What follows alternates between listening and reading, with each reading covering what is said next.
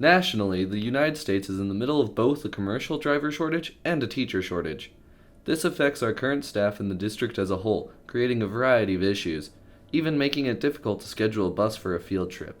The shortage has affected my job primarily because when you're short as many drivers as we are, people who are in office staff or supervisor positions are actually driving routes also. The people it is impacting are what we call relief drivers. Those are our sub-drivers.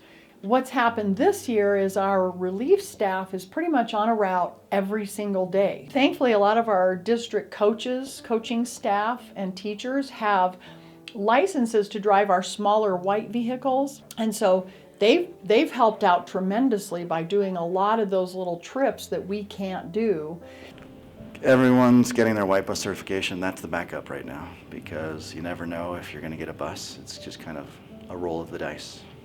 And even when you, like, I know for Bald for Bucks, they were struggling because they can't get the elementary school kids here because they have to wait for all the buses to finish their routes and then bring those kids. And I think they're thinking about bumping Bald for Bucks later in the day because of it. There's all sorts of stuff. So most people, if there's any way that kids can get them like safely to the place they need to be, they try to have kids drive. But if it's too far, district regulation says we can't do that. Some people cancel the trip. Some people postpone trips. There's all sorts of stuff going on. Even substitute teachers are taking jobs less and less due to COVID and other factors, causing teachers to struggle even to take leave or miss work when sick. Well, I think it's a variety of reasons. I think there's still some people that are concerned with COVID and maybe are feeling like, I'm not sure if I want to be in that setting just to protect themselves or their family. I think there's other opportunities folks may have. They may have other jobs as well, so this might just be one of their part-time jobs. And so sometimes maybe it just doesn't work out with their schedule, or sometimes people just may not want to work that day. So there's just a variety of reasons I think are affecting our ability to secure enough subs every day to take those positions. For me, I plan ahead, so I like to accept jobs ahead of time so I know what my week is going to look like.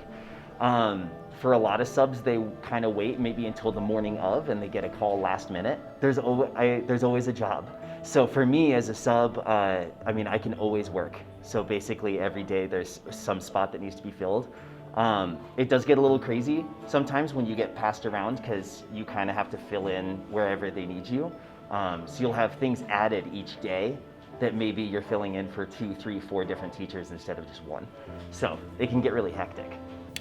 Well, obviously puts stress on us because we want to provide the staffing that everybody needs. So we're constantly trying to figure out ways to get people, to fill those positions. What it does is it creates us kind of having to work after the fact. So it's like reactive. And that's not always a good place to be in because you're not able to get ahead of the problem. I think number one is going to be, probably figuring out how to take care of teachers more and making sure that they're covered. But I think also for subs, I think a big part is going to be, pay and notice and making it an enjoyable experience for substitute teachers. This issue does not have a ready solution, but everyone affected feels strongly that we need to support our district staff.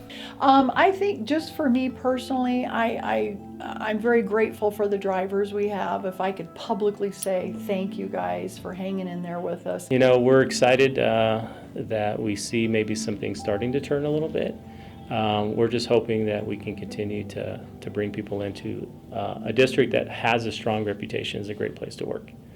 And so we really want to let people know that it's people first and that we're here to support them and help them be successful.